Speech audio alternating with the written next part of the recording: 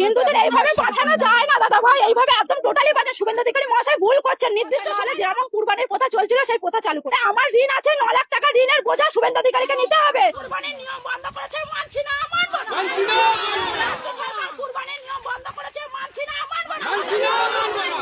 নাহলে আমার স্বামী সুইসাইড করবে বলছে, সন্তান অনাথ হবে, কিভাবে চালাবো? আমি তো মেয়ে মানুষ, আমার কি বাইরে যাওয়ার ক্ষমতা আছে? আমি কি ইনকাম করবো?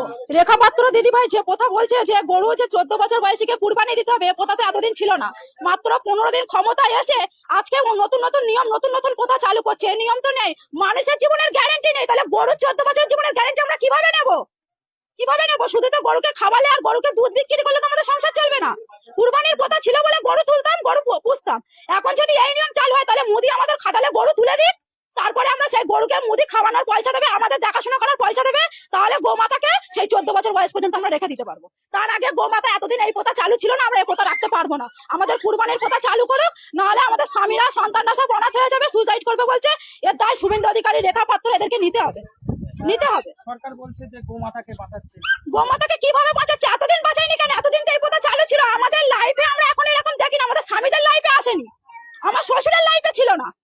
তাহলে এখন এই প্রথা কিভাবে চালু করেছে সরকার? আমাদের নির্দিষ্ট সময় দেওয়া হোক, মানবো। সরকারে এসছে, আইন মেনে নেবো, কিন্তু নির্দিষ্ট সময় না দিলে আমরা মানতে পারবো না। হাতে মাত্র 10 দিন সময় আছে, আমরা কিভাবে মানবো? এই লোন নিয়ে গরু কত টাকা লোন নিয়েছে? আমি প্রায়, আমার লোন আছে বন্ধন থেকে নিয়েছি 2 লাখ টাকা, স্বর্ণ জয়ন্তী গ্রুপ থেকে নিয়েছি 3 লাখ টাকা। এছাড়া আদেশ আরো মারা নিয়ে রেখেছে আমার থেকে আরো বেশি। তাহলে আমি এই লোন গুলো কিভাবে চালাবো? আরো প্লাস পার্সোনাল পরের কাছ থেকে টাকা নেওয়া আছে সুদে। আমার খাটালে মাত্র 6টা গরু আছে, 6টা গরু আছে। সেই গরুর উপরে নির্ভর আমার 9 লাখ টাকা দেনা আছে। আমার স্বামী তো বলছে সুইসাইড করবে, আমার বাচ্চা তো অনাথ হয়ে যাবে। আমি বলছি যে আমি কি করতে পারি? আমার মায়েরা, আমার লোনের অফিসার ফোন করে বলছে যে টাকা আমাকে দিতে হবে, লোনের ডেট চলে আসছে বলে। বলছে ডেট যদি পিছিয়ে যায় তাহলে কিন্তু তোমাদের সিভিল খারাপ হবে, লোন নিতে পারবে না কোথাও। এইসব যে আমাদের কাণ্ডগুলো ঘটছে, আমাদের তো জীবন ভবিষ্যৎ অন্ধকার হয়ে যাচ্ছে। আপনার কতটা গরু চাষ করেছেন? আমার 6টা গরু আছে, 2টো ছোট ছোট বাছুর আছে, 8টা গরু আছে। কি চাইছেন আপনারা? আমরা এই কুরবানির প্রথা চালু হোক, কেনা বেচা যেমন চলছিল সেইগুলো নিয়মগুলো বাদ দিয়ে কেনা বেচাটা চালু করে দিক। আমাদের গরুগুলো বেচাকেনা না হলে আমরা সুইসাইড করা ছাড়া আমাদের বাধ্যতা।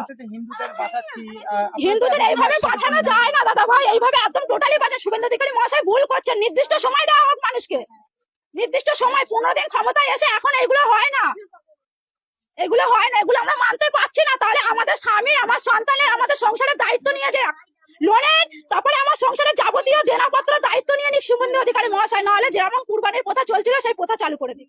নাহলে আমার ঋণ আছে 9 লাখ টাকা, ঋণের বোঝা শুভেন্দু অধিকারীকে নিতে হবে। নাহলে আমার স্বামী সুইসাইড করবে বলছে, আমার সন্তান অনাথ হবে, আমি কিভাবে চালাবো? আমি তো মেয়ে মানুষ, আমার কি বাইরে যাওয়ার ক্ষমতা আছে? আমি কি ইনকাম করবো?